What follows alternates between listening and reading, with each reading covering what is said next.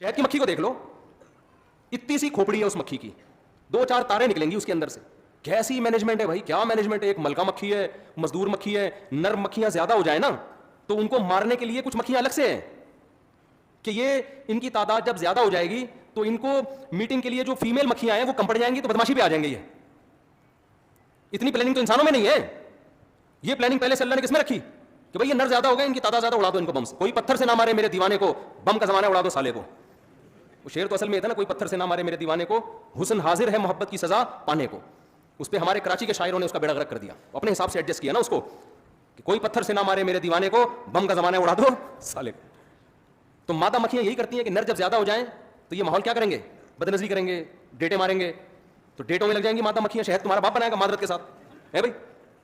क्या controlling system है भाई। उनको कैसे पता चल जाता है इनकी तादाद ज्यादा, तो इनको मार दो, उड़ा दो सालों को।